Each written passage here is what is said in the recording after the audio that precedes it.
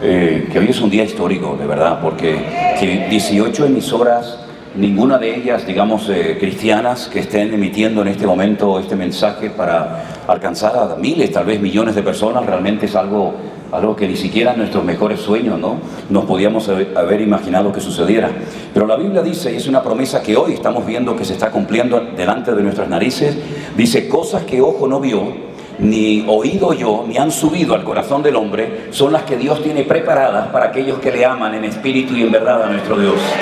Dios está haciendo cosas grandes y nos da mucho más de lo que pedimos o de lo que entendemos. Así que a todos, de verdad, que el Señor les bendiga. Espero que este mensaje llegue fuerte y claro a muchos lugares y que el Señor pueda estar tocando muchas vidas y corazones en este momento. Quiero llevarles al Evangelio de Juan. Saben que tenemos en nuestras Biblias 4 evangelios.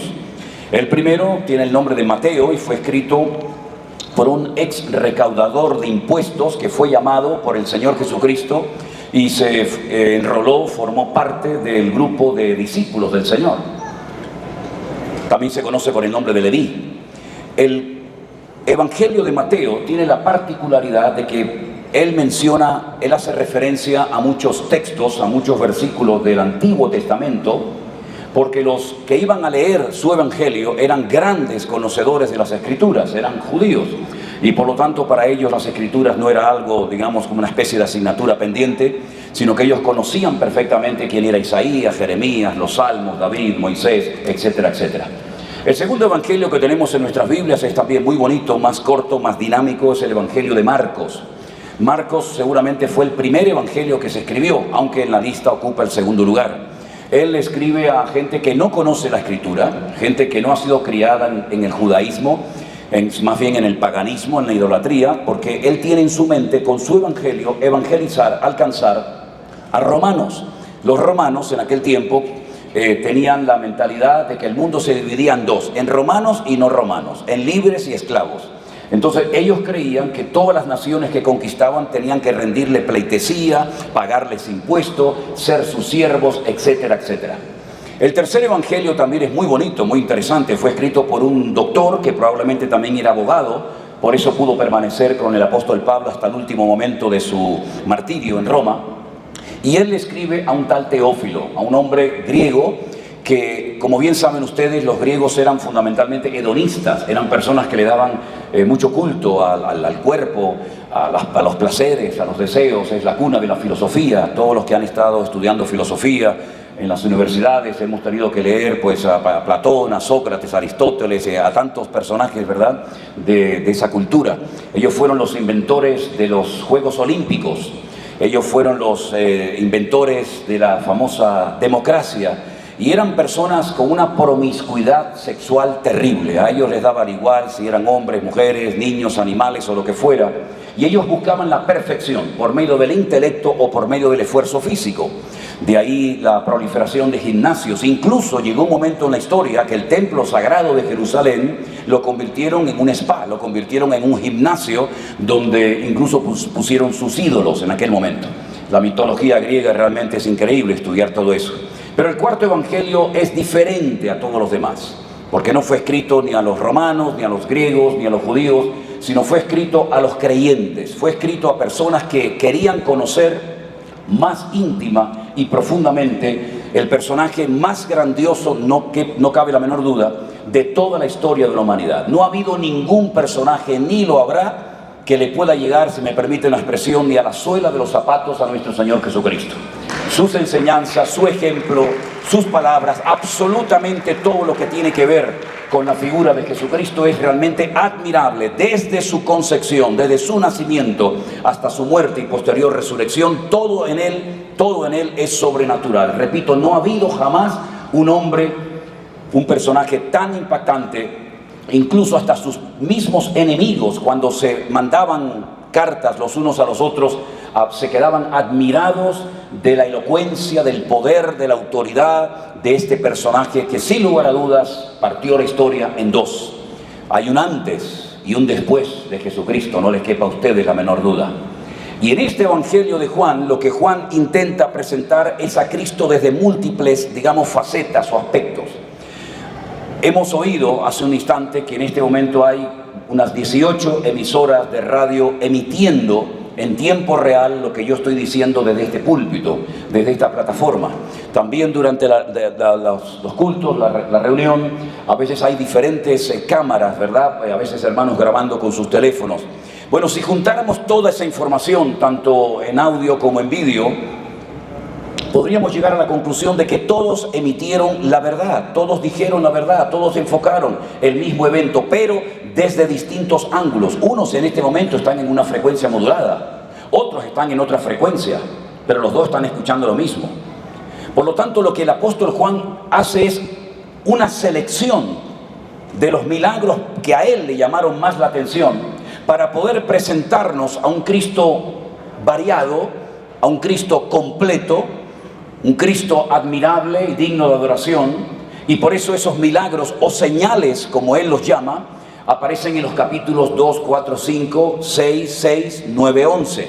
En esos capítulos que les acabo de mencionar, ustedes pueden ver lo diferente que era el Señor Jesucristo de cualquier otro personaje político, religioso o de la índole que fuera. Las declaraciones que él hizo en momentos puntuales de la vida fueron declaraciones muy radicales.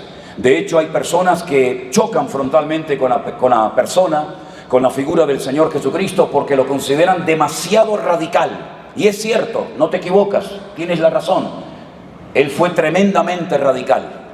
Él decía aquello de o estás conmigo o estás contra mí. ¿A quién se le ocurrió en la historia decir, por ejemplo, yo soy el camino, yo soy la verdad y yo soy la vida? Y nadie va a ir al Padre sino solamente por medio de mí. Nadie jamás ha dicho eso. ¿A quién se le ocurriría decir, yo soy la resurrección y la vida? El que esté muerto, pero que cree a mí, yo lo puedo levantar ahora mismo si quisiera. Yo soy el pan de vida, yo soy el buen pastor, yo soy la luz del mundo. Y tantas declaraciones que nos dejan con la boca abierta diciendo, o era un loco, un hombre fuera de sí, un hombre con un afán de protagonismo terrible, un impostor, como algunos lo han denominado, o era realmente quien dijo que era. Ahora, todas y cada una de las declaraciones que él hizo tienen que llevar un momento en el que se demuestren. Él demostró que efectivamente era el pan de vida, alimentando miles y miles de corazones hambrientos y sedientos con su presencia y con su poder. Él demostró que es la resurrección y la vida cuando llegó, por ejemplo, a un cementerio donde estaba enterrado un amigo suyo llamado Lázaro, que hacía 4 días que había fallecido, y la Biblia dice que él lo llamó por nombre y le dijo, Lázaro, sal fuera, y Lázaro salió caminando por su propio pie. Él demostró absolutamente todo lo que dijo. Por lo tanto, mis queridos hermanos, descartamos completamente de que él fuera un impostor, un falso Mesías, como muchos falsos Mesías vinieron antes y después de él. Él no solamente fue espectacular en sus declaraciones, profundo y al mismo tiempo sencillo en sus enseñanzas, sino que además de todo eso, nosotros, la mayoría de los que estamos aquí, y espero que muchos de los que nos están viendo y escuchando en este momento, puedan llegar a tener su propia experiencia, su propia relación con el Señor Jesucristo. No solamente el que cambió la historia, sino el que nos cambió a nosotros. No solamente el que perdonó pecados, sino que nos ha perdonado también nuestros pecados. No solamente el que llenó vidas vacías y echó fuera demonios, sino que lo sigue haciendo hoy, porque la Biblia dice que Él es el mismo ayer, es el mismo hoy y es el mismo por la eternidad. Fuertes aplausos a nuestro Señor Jesucristo, Rey de Reyes y Señor de los Señores. ¡Aleluya! No ha habido otro como Él. Ningún personaje en la historia se puede comparar a la figura de nuestro Señor Jesucristo. Pero hay una declaración de la cual yo quiero hablar en esta mañana y se encuentra en el Evangelio de Juan, capítulo 8. Los que han traído su Biblia o los que quieran escuchar esta porción, presten atención. Evangelio de Juan, capítulo 8, a partir del versículo 31, la palabra de Dios hoy nos dice lo siguiente. Jesús entonces le dijo a los judíos que habían creído en Él, si vosotros permaneciereis en mis palabras, seréis verdaderamente mis discípulos. Y conoceréis la verdad, y la verdad os hará libres. Le respondieron los que le estaban escuchando en aquel momento, nosotros somos linaje, somos descendientes del patriarca Abraham. Nunca hemos sido esclavos de nadie. ¿Cómo tú dices seréis libres? Y entonces la respuesta de Jesús es tremenda. De cierto os digo, que todo aquel que hace pecado, esclavo es del pecado. Y el esclavo no queda en la casa para siempre, el Hijo sí queda para siempre. Así que si el Hijo os libertare, seréis verdaderamente libres. Los judíos tenían en la ley de Moisés una ley que les obligaba cada cierto tiempo dejar en libertad a los esclavos. Llegaba el año séptimo o llegaba el año del reposo, el jubileo, cada 50 años, y todas las deudas tenían que ser canceladas. Las tierras que se habían vendido por cuestiones económicas tenían que ser devueltas a sus dueños originales, y los esclavos tenían que ser puestos en libertad. Así que había la posibilidad de que una persona que fue esclavo durante años pudiera obtener libremente su libertad, porque la ley de Moisés, ya digo, les obligaba a sus amos a ponerlos en libertad. Puede ser que se diera el caso, de hecho se dieron muchos casos, de esclavos que amaban a su amo y se habían acostumbrado a ese modelo, a ese estilo de vida, que no querían marcharse, querían seguir en la casa de su amo y servirle hasta el último momento de su vida. Y entonces se tenía que hacer un ritual, se tenía que hacer una ceremonia delante de testigos, en la puerta generalmente de las ciudades, y delante de testigos, ya digo, se le horadaba la oreja y se le ponía un pendiente, un zarcillo. Y entonces cada vez que vieran a un hombre con un zarcillo, un pendiente en su oreja, a esa persona se le conocía con el nombre de doulos, es decir, un esclavo de amor. Pero realmente todo el mundo anhelaba ser libre. Por eso el Señor dice, el esclavo en algún momento será libre, pero el hijo siempre se va a quedar en la casa. Pero la única manera de poder vivir en libertad, queridos hermanos, no es teniendo una religión, me da igual la que me quieran mencionar. El Señor Jesucristo no vino a este mundo para enseñarnos un modelo, principios religiosos. El Señor Jesucristo dice que vino para darnos vida y vida en abundancia. Y para poder vivir en esa abundancia, en esa plenitud, en esa victoria constante y permanente, hay un factor fundamental que es conocer la verdad. La verdad no es un concepto abstracto donde cada uno lo interpreta y lo explica a su manera. La verdad no es una opinión religiosa o política. La verdad está personificada en la figura de Jesús. De hecho, como recién les acabo de mencionar, el Señor Jesucristo se autodefine como la verdad en sí misma. No una verdad más, sino como la verdad, como la vida y como el camino.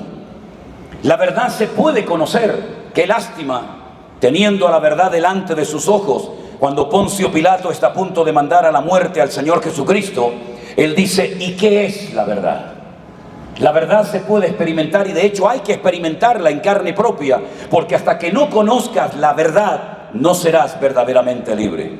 Ahora, la verdad no consiste en ausencia de reglas, o de normas, o de mandamientos. Esto sería una especie de libertinaje, una especie de anarquía espiritual. La verdad consiste en tener mi corazón libre de cualquier condenación, de cualquier atadura espiritual o de cualquier complejo que durante años me ha amargado mi existencia. ¿Cuántas personas han creído en mentiras durante años, creyendo que eran auténticas verdades? Y así como la verdad liberta y transforma los corazones y las vidas de las personas que la experimentan, las verdades esclavizan, embrutecen y ciegan a la gente. ¿Cuántas personas practican, hermanos, tradiciones, mitos y leyendas, creyendo que de esa manera están agradando y honrando a Dios, y más bien es todo lo contrario? ¿Cuántas personas incluso se han flagelado con látigos, incluso se han crucificado en cruces, creyendo que esa es la manera correcta que Dios exige de cada uno de nosotros para poder agradarle, honrarle y servirle? A lo largo de la historia hubieron miles de personas que se aislaban, se iban a las montañas, se refugiaban en cuevas, porque era, según ellos, la única forma de poder agradar a Dios y no tener contacto con el mundo. Incluso hubo un hombre que estuvo 34 años subido a una columna porque no quería tener contacto con el mundo, porque el mundo es pecaminoso y él solamente quería agradar a Dios. No sé cómo hacía algunas cosas, pero esa es la cruda realidad. El asunto es que la libertad no viene por lo que hacemos. No podemos comprar nuestra libertad. El esclavo no podía comprar su propia libertad, sino que la libertad viene cuando alguien poderoso y con recursos más que suficientes compra la vida del esclavo y le da la libertad para que haga con su vida lo que quiera y cuando quiera. ¿Y quién nos iba a comprar a nosotros, mis queridos hermanos? ¿Quién se iba a enamorar de adúlteros, de fornicarios, de asesinos, de criminales, de prostitutas, de alcohólicos? ¿Quién iba a comprar a semejante chusma y formar parte de su familia? ¿Creen que algún rey o algún político rico o poderoso del mundo nos va a dar el privilegio, entre comillas, de adoptarnos como hijos suyos y hacernos coherederos de su fortuna? Jamás nadie se le ocurriría hacer tal cosa. Pero sin embargo hubo alguien que, viendo nuestras miserias y conociéndonos perfectamente, se humanó, se encarnó y habitó entre nosotros. Claro, tuvo que buscar un vientre para poder nacer como cualquier ser humano, y encontró una joven llamada Miriam o María en un pueblecito de Belén de Judea, y ella recibe una noticia tremenda de que va a ser la portadora, va a ser el medio que Dios va a utilizar para que pueda nacer su Hijo, el Señor Jesucristo. En aquellos tiempos, una chica que quedaba embarazada fuera del matrimonio podía morir apedreada. Ahora pueden entender por qué María fue incomprendida y rechazada, no solamente por la sociedad de su época, sino también incluso por muchos hoy en día. Ella tuvo que huir, ella tuvo que escapar, ella tuvo que buscar un lugar para poder dar a luz al santo ser llamado el Señor Jesucristo. Y lo crió hasta los 30 años. Si alguien en este mundo sabía quién era Él y cómo era Él, sin lugar a dudas fue su madre María. Pero dice la Biblia que cuando era un niño pequeño y lo llevaron al templo a Jerusalén para presentarlo al Señor, porque había una ley en la ley de Moisés que decía que todo hijo que abre la matriz y convierte a una mujer en madre tiene que ser consagrado, tiene que ser dedicado al Señor. Cuando ella, en cumplimiento a esa promesa, o más bien a ese mandamiento, lleva a Jesús al templo, alguien lo toma en sus brazos, llamado Simeón, que era un sacerdote de la época, y dijo: este niño ha nacido para levantamiento y caída de muchos en Israel. Y mirando a su madre le dijo: y una espada traspasará tu alma. El dolor será tan inmenso de ver al hijo que has llevado en tus entrañas y lo has criado, cuando lo veas morir de la forma más cruel que puede morir un ser humano, que es muriendo en una cruz. Ella dice que no entendía aquellas palabras, tal vez no era consciente de la repercusión, del alcance de aquel mensaje, pero cuando ella vio a su hijo clavado en una cruz, no le dijo: por favor, hijo, no mueras así, hazlo por tu madre, no me hagas sufrir esto. Ella no abrió ni la boca, no hay ni una sola palabra de María al pie de la cruz, porque ella sabía perfectamente que aunque ella había sido el instrumento de Dios para que naciera el Mesías, el Señor Jesucristo, ella sabía perfectamente para lo que había nacido su hijo, para terminar muriendo en una cruz. Así como se mataban a los corderos en el templo y previamente se ponía las manos sobre la cabeza del animal inocente para, en un acto de transmisión de pecados, ese animal ocupara el lugar del pecador, ella sabía perfectamente que su hijo era, como dijo Juan el Bautista, el Cordero de Dios que quita el pecado del mundo. Con su corazón roto y dolorido, tiene que ver cómo su hijo muere y cómo lo meten en una cueva, y allí está durante 72 horas. No respira, no hay latido, no hay riego sanguíneo, no hay presión, no hay nada, está muerto literalmente. No ha sufrido un colapso, no ha sufrido un desmayo, literalmente el Señor Jesucristo murió.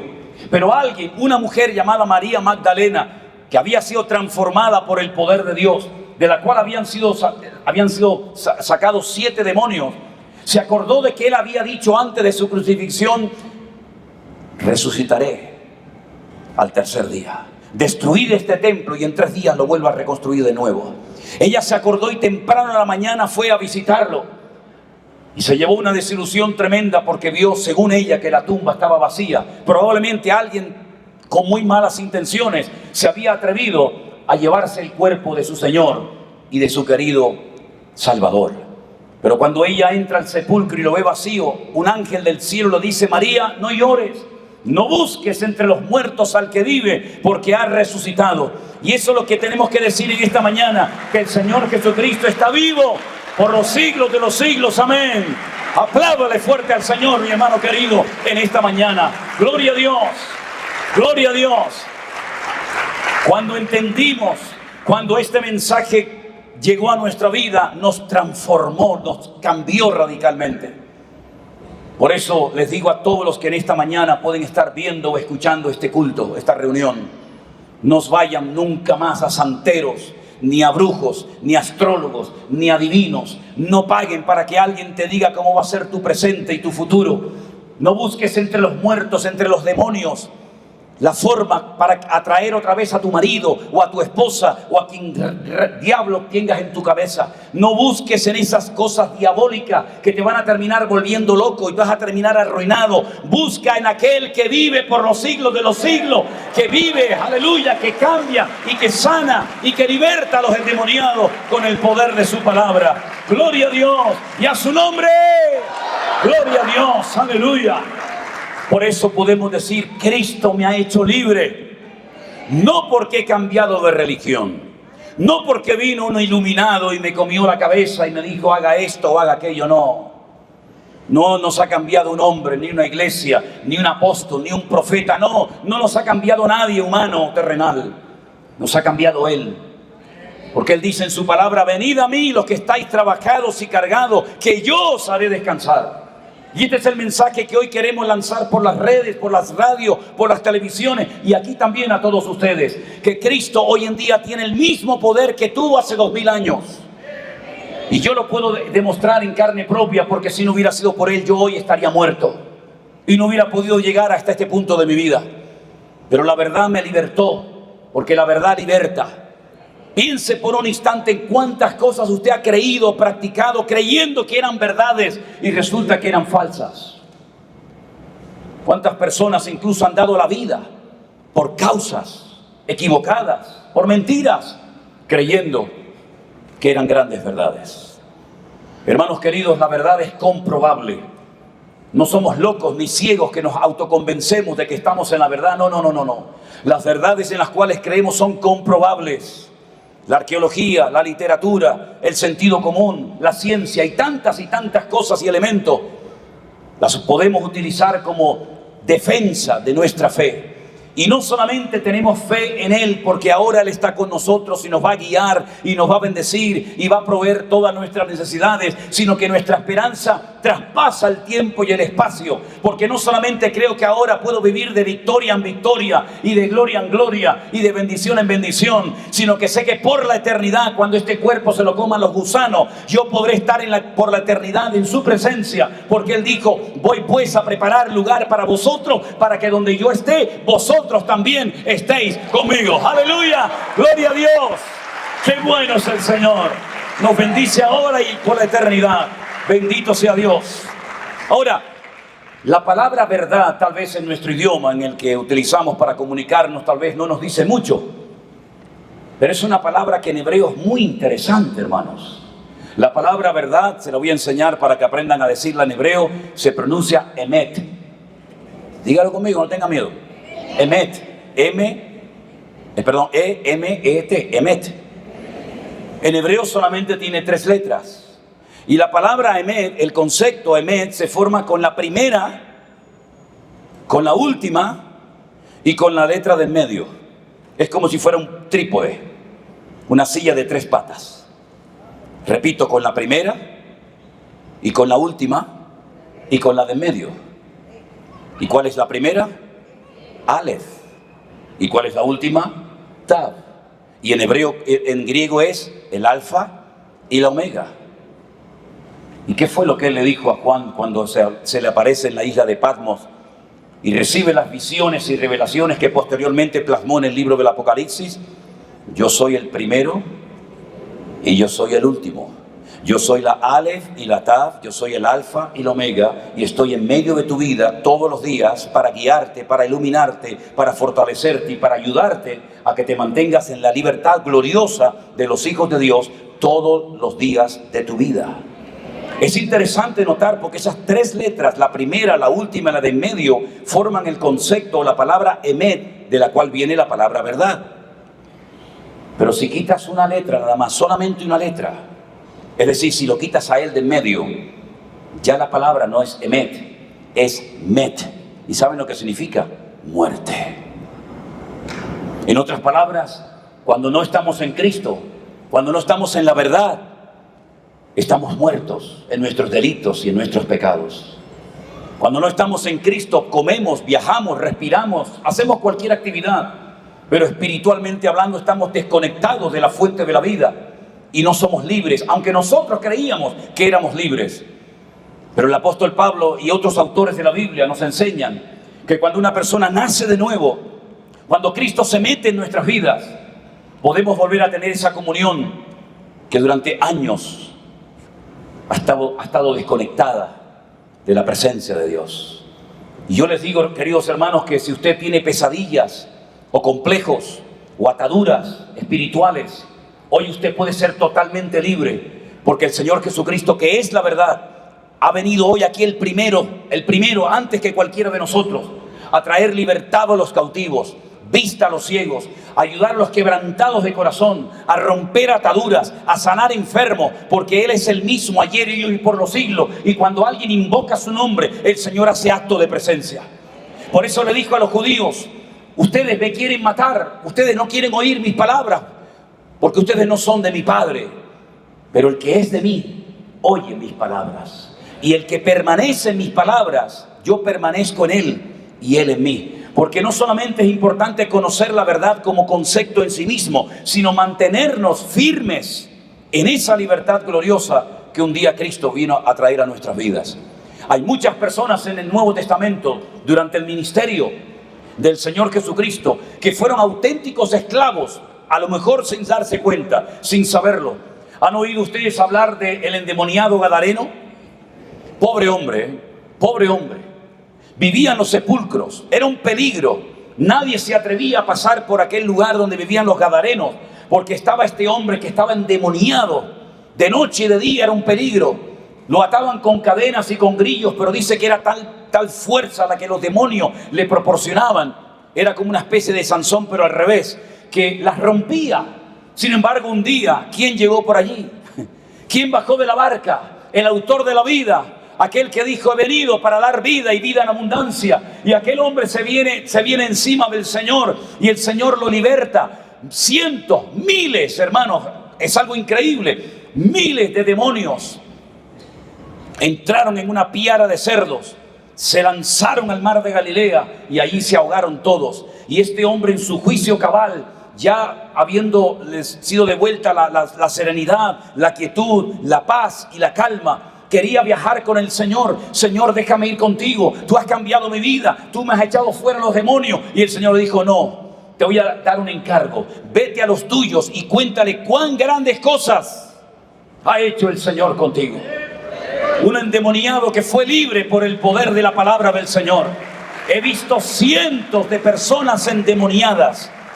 No sé si ustedes han visto esto o no, pero cuando vivíamos en Argentina y tuvimos nuestro ministerio evangelístico allí, en todas las reuniones, en todas las campañas públicas que hacíamos, siempre ha habido un montón de personas con problemas espirituales que se manifestaban. Personas que fueron a Umbanda, Quimbanda, Vudú, a tantas cosas de brujería terribles. Personas que me traían ropas y trapos llenos de sangre, de animales, etcétera, etcétera. Y yo les decía: solamente hay una sangre que es poderosa, solamente hay un Dios que salva, solamente hay un Señor que te puede dar libertad, y es el Señor Jesucristo. Y veíamos cómo el nombre de Cristo tiene poder, y veíamos cómo los demonios se revolcaban y gritaban y hacían todo tipo de manifestaciones por el miedo que tenían, porque los demonios oyen el nombre de Cristo y tiemblan y tienen que salir corriendo. Por eso en esta mañana aquí hay libertad, porque aquí está el Espíritu de Dios, y donde está el Espíritu de Dios hay libertad. ¡Aleluya! ¡Gloria a Dios! ¡Gloria a Dios! ¿Y qué me dicen de aquella esclava, pobrecita mujer, padeciendo durante años y años un flujo de sangre permanente? No podía ir a la casa de Dios, al templo en aquel momento, porque estaba inmunda. Había gastado todo cuanto tenían médicos y era una esclava de una enfermedad que la estaba matando lentamente. Hasta que un día se le ocurrió una idea genial. El Señor tenía que pasar por donde los enfermos se ponían para suplicar una moneda, una limosna, como si fueran pobres mendigos, ¿verdad? Y por allí pasó el autor de la vida. Iba con su manto, iba con su talit, y con esos flecos que cuelgan, que se llaman los tzitzit, que son 8 hilitos y 5 nudos que van en el borde de ese manto. Y ella decía dentro de sí, si tocare tan solo el borde de su manto, uno de esos hilos que representa la palabra de Dios, yo sé que seré sanada. No me van a dejar entrar en ninguna sinagoga porque soy una mujer inmunda. No voy a poder ir al templo a presentar sacrificios ni a orar a Dios porque estoy inmunda. Pero si tan solo pudiera tocar el borde de su manto, yo sé que las cosas cambiarían. Pero ¿cómo voy a acercarme a un hombre que siempre está ocupado y rodeado de multitudes? No lo puedo hacer. Pero la Biblia dice que se esforzó. Y en medio de una multitud enorme que casi apretaba al maestro, ella logró tocar el borde de su manto. Dice que al instante esa enfermedad desapareció y el Señor se detiene y pregunta, para sorpresa de todos, incluidos sus discípulos, ¿quién me ha tocado? Y le dicen sus discípulos, Señor, ¿cómo que quién te ha tocado? Todos te están tocando, todos quieren estar contigo, todos te están oprimiendo, hay una multitud enorme que has levantado una expectativa inmensa. ¿Cómo que quién te ha tocado? Y él dice, no, yo sé que alguien me ha tocado de una forma diferente, porque yo he notado que ha salido poder de mí. Y entonces la mujer, viendo que no había quedado, digamos, que no pasaba desapercibida su acto de fe, el Señor le dijo, hija, tu fe te ha salvado. Simplemente un toque de fe, ni una palabra, ni una oración, ni una simple imposición de manos, simplemente un toque de fe transformó esta vida, transformó a esta mujer. Hoy tú acércate al Señor Jesucristo que está aquí, tócalo, deja que Él te toque, deja que Él te sane, deja que Él te libere, porque así como el Señor lo hizo a los 2000 años, hoy puede el Señor sanar a gente aquí desahuciada por los médicos, porque el Señor tiene poder. Y hemos venido aquí a Guatemala para decirle, Guatemala, Cristo te ama y tiene el poder para levantarte poderosamente. ¡Aleluya! ¡Gloria a Dios! ¡Gloria a Dios! ¡Amén! Y no eran esclavos aquellos hombres que tuvieron que abandonar sus hijos y sus mujeres y sus trabajos para irse a vivir como perros en las montañas, porque les habían diagnosticado una enfermedad incurable y encima que se contagiaba. Los leprosos de la época de Jesús eran tratados peor que perros. Tenían que gritar cuando venía una persona de lejos, ¡inmundo! ¡Inmundo! ¡No te acerques! Porque te puedo transmitir mi enfermedad.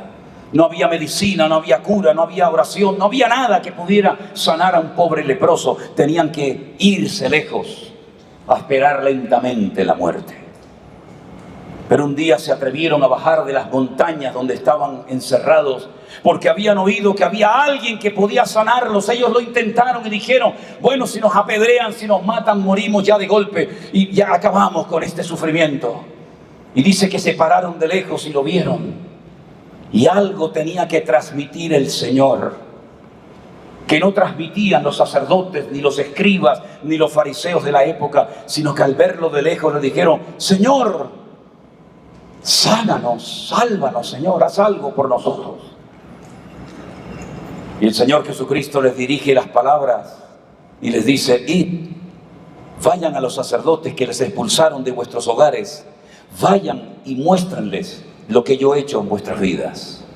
No sintieron nada, no vieron nada, pero la fe se puso en funcionamiento.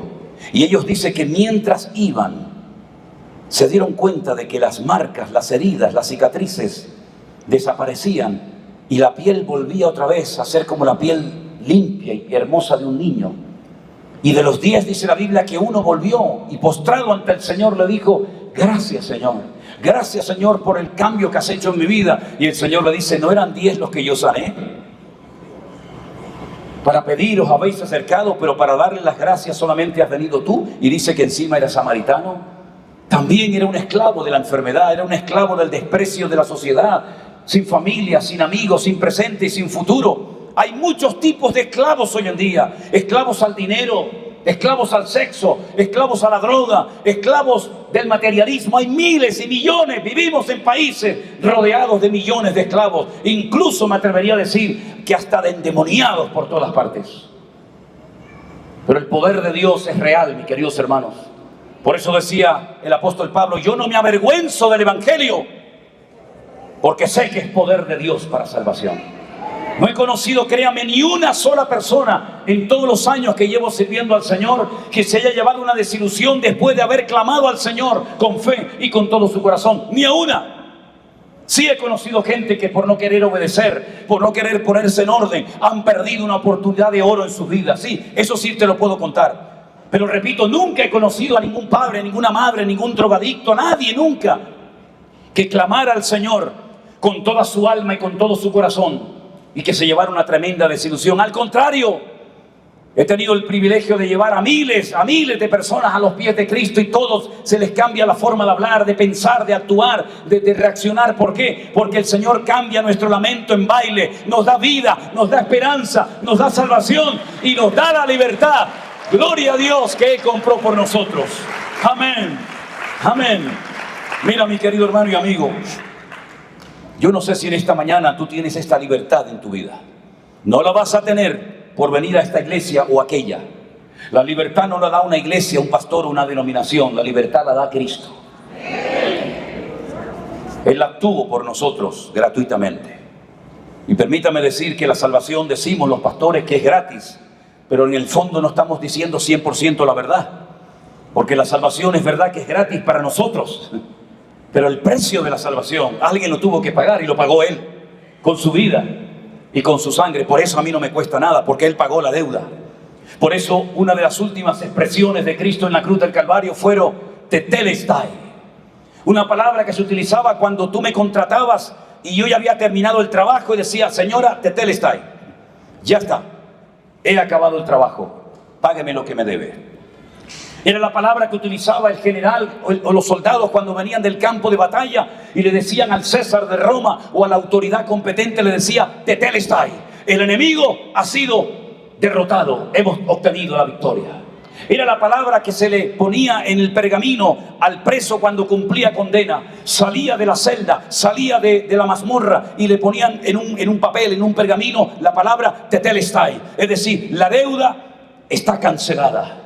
Y curiosamente esa fue una de las últimas palabras que el Señor utiliza en la cruz cuando dice: Padre, perdónalos porque no saben lo que hacen. Y sus palabras fueron tetelestai, es decir, nadie tiene por qué sentirse culpable o miserable, porque los pecados desde Adán y Eva hasta el último ser humano que habita en el planeta Tierra, yo he decidido, Padre, llevarme sus pecados y las consecuencias del pecado. Y sé que me convertiré en un ser mortal, porque yo he decidido libre y voluntariamente morir por toda la raza humana. Y por eso dice la Biblia: ninguna condenación hay para los que están en Cristo Jesús, Señor nuestro. Si hoy tú recibes el perdón y la libertad de Cristo, ¿sabes lo que Él te va a decir? Lo mismo que le dijo a más de una persona: vete, yo no te condeno, pero vete y no peques más.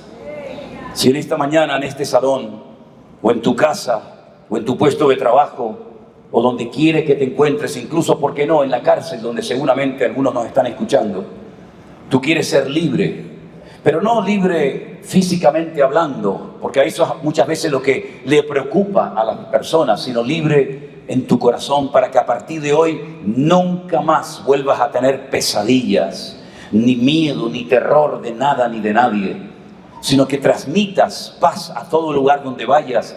Hoy es posible, porque el Príncipe de Paz está con nosotros en esta mañana. Cerremos nuestros ojos, por favor. Cerremos nuestros ojos. Y quiero hacer un llamado a todos los presentes y a todos los que han tenido la oportunidad en este día histórico para este país de escuchar la palabra de Dios desde el Parque de la Industria aquí en Guatemala, en el salón número 10. No ha sido casualidad que hoy usted escuchara este mensaje, donde te he dicho de varias formas que Cristo es la libertad, que Cristo es la verdad que usted necesita. Usted no necesita un cambio externo, ni un cambio de religión o de apariencia física. Lo que el ser humano necesita es una libertad real, genuina y permanente, que solamente viene cuando ponemos nuestra vida en las manos del Eterno, nuestro Dios. Él murió por tus pecados, Él murió por nuestras iniquidades, Él ocupó nuestro lugar en aquella cruz, porque no había otra posibilidad de ser salvos más que por medio del sacrificio de Cristo. No hay ninguna vela, ninguna misa, ningún sacrificio, ninguna penitencia, ningún sacramento que pueda sustituir a la sangre de Jesucristo. El hombre no puede salvarse a sí mismo. Un ciego no puede guiar a otro ciego, porque los dos caerán en el mismo hueco. Solamente hay alguien que venció al enemigo más poderoso que existe, que es la muerte. Señor Jesucristo venció a la muerte resucitando el tercer día, demostrando que Él no era un impostor, ni un falso profeta, ni un falso Mesías, ni mucho menos. Él resucitó al tercer día, y no importa que hubieran un montón de soldados romanos armados hasta los dientes para impedir que saliera. No importa que hubieran puesto en la puerta del sepulcro, en aquella piedra gigantesca de unas cuantas toneladas, un precinto romano para que el león de la tribu de Judá no saliera victorioso.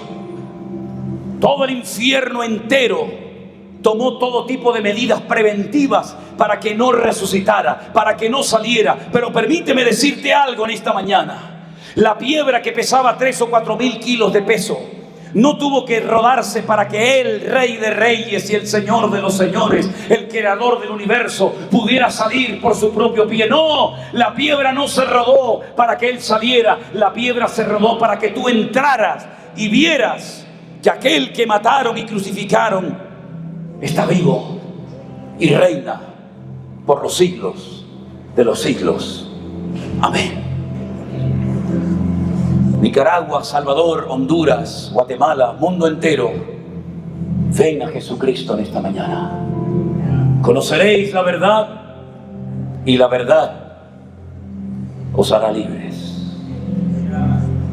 ¿Cuántos quieren esa libertad y esa libertad en Cristo? Levanta tu mano. Gloria a Dios. Gloria a Dios. Gloria a Dios. Gloria a Dios. Aleluya. Gloria a Dios. Ahí en su casa, al lado de ese aparato de radio, hagamos juntos esta oración, y les pido a todos ustedes aquí que la hagamos también.